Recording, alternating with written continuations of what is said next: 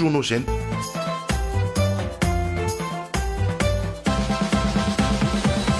Pour vos informations, divertissement et éducation. BT Media Group, building the future.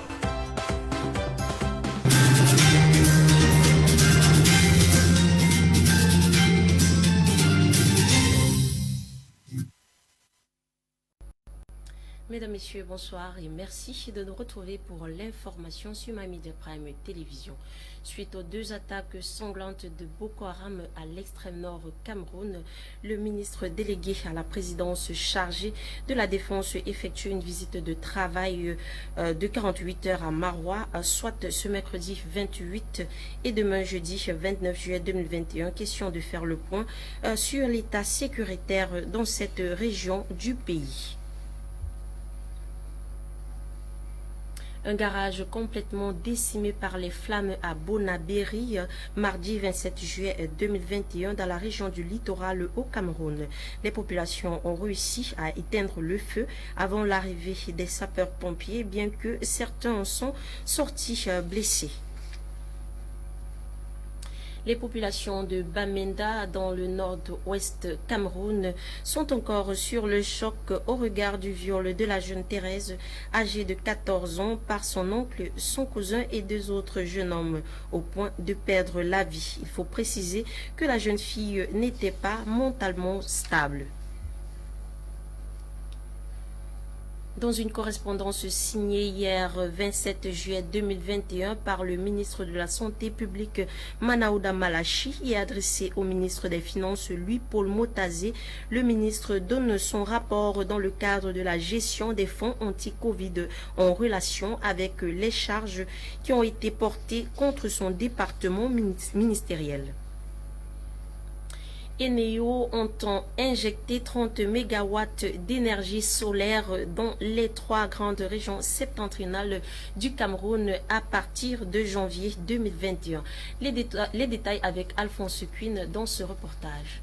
30 MW d'énergie solaire dans les 3 grandes régions septentrionales, c'est l'un des objectifs de l'électricien Eneo Cameroun. Cette initiative intervient dans le souci d'atténuer le problème énergétique qui crée le malaise des ménages et plombe les activités économiques dans le septentrion. En effet, face à la baisse drastique du niveau des eaux dans le barrage de l'Abdo, qui a ramené la production de cette infrastructure à seulement 20 MW contre une capacité de 112 MW. Il s'agit d'une nouvelle qui intervient au cours d'une présentation effectuée dans la capitale économique Douala lors du regroupement des différents acteurs du secteur de l'électricité. Par ailleurs, c'est une décision des SACTED qui avait présenté au gouvernement camerounais une offre d'installation des centrales solaires modulaires et mobiles dans les localités de Maroua, Didé et Kousseri. Ce projet a connu l'approbation du ministre de l'Eau et de l'Énergie, Gaston Elungo, et Somba, avant de faire appel à l'électricien Eneo en vue de finaliser les procédures. Le ministre a affirmé que ce projet réduirait les délestages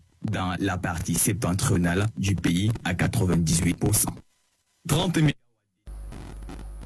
À présent, hors de nos frontières, en Côte d'Ivoire, la hache de guerre semble avoir été enterrée entre les 2 présidents Alassane Ouattara et Laurent Gbagbo qui ont eu une discussion privée le 27 juillet dernier. Au sortir de là, le cas des prisonniers de la crise de 2010-2011 a été évoqué, parlant de leur libération. Je propose à présent de suivre un extrait de ce discours des 2 présidents devant la presse ivoirienne. Au moment de la crise de 2010-2011 et qui sont encore en prison. Alors j'ai dit au président, et vous serez d'accord avec moi, que j'étais leur chef de file. Et moi je suis dehors aujourd'hui. Et ils sont en prison.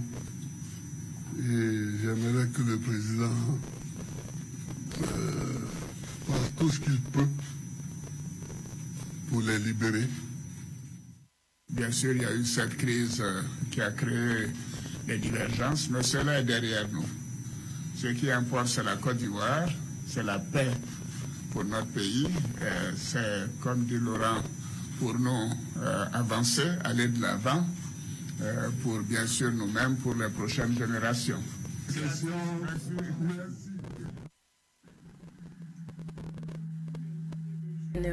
rejoignent volontairement les rangs des forces de défense nationale en vue de la reconquête de la région du Tigré sous le contrôle d'un groupe appelé Junte ou encore Front populaire de libération du Tigré.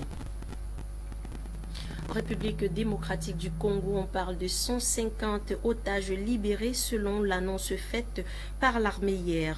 Après 3 jours d'affrontement entre l'armée et les forces démocratiques alliées ADF dans la partie nord-est du pays, où plusieurs soldats ont perdu la vie et d'autres blessés, les otages ayant servi de bouclier humain ont retrouvé leur terre familiale. La Cour de cassation a annoncé son verdict ce mercredi 28 juillet 2021, reconnaissant coupable le vice-président de la Guinée équatoriale, le Théodorin Obiang, sur l'affaire des biens mal acquis et rejetant donc sa demande de recours. Parlons à présent sport. La Makai Boxing Club à Fumban se dote d'une expertise nouvelle en vue de faire une bonne performance au cours de la Coupe du Cameroun. Les détails, c'est avec Audrey Zatsa. C'est en vue de faire une bonne performance au cours de l'édition Noble Art 2021 de la Coupe du Cameroun que Makai Boxing Club, situé à Fumban dans l'ouest du pays, a présenté son nouvel expert Martial Bella Olémé, qui pour sa part promet de donner le meilleur de lui-même. Je vais donner du matériel, nous on appelle ça du seconde main, mais ici ça sert. Dans nos clubs on utilise le matériel une année et on met ça de côté. Moi j'ai dit hors de question, sachant où je sors, de mettre ça, j'ai ramené ça. Donc je donnerai chaque paire de gants, une paire de gants à chaque boxeur qui est en stage, qui sera personnel, hein, c'est pas que le club va reprendre. Ça c'est... Pendant une période de 4 jours, les boxeurs et encadreurs vont puiser à la bonne source afin de mieux assortir les stratégies pour vaincre les différents adversaires qu'ils affronteront lors du tournoi. Mais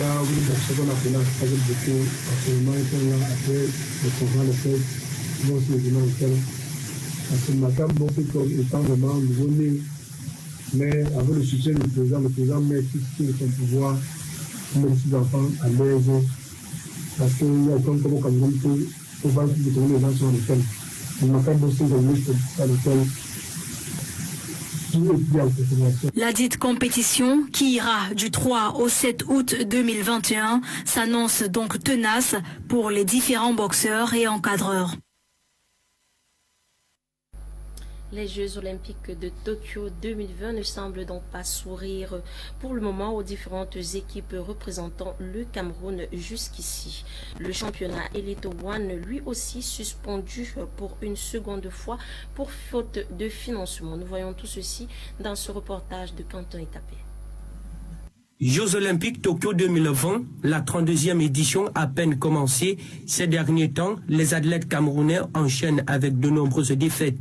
Pour sa première participation, le boxeur Albert Mengue Aïssi est sorti de la compétition hier dans la nuit du mardi 27 juillet 2021 par la victoire de l'Irlandais Walsh Alden sur un score de 5-0 à l'unanimité des juges. C'était dans le cadre des 8e de finale dans la catégorie mi-moyen 63-69 kg.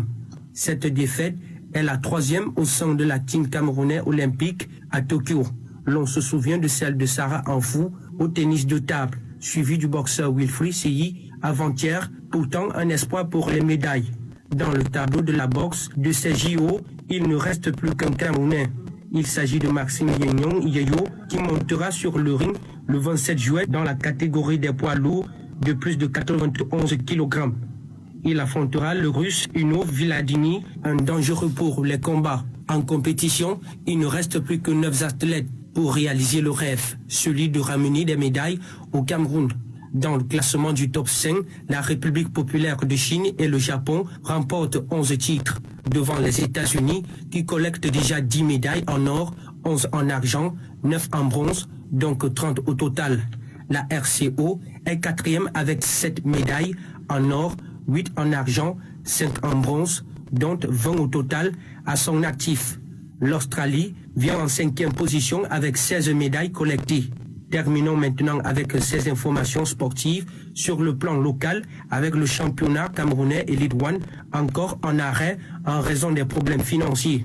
Les présidents des clubs sont en grève depuis plus d'une semaine. Ils revendiquent le versement de la dernière partie de subvention annuelle par le gouvernement aux équipes professionnelles. Ce dernier estampe de la première division du pays n'est pas sans conséquence.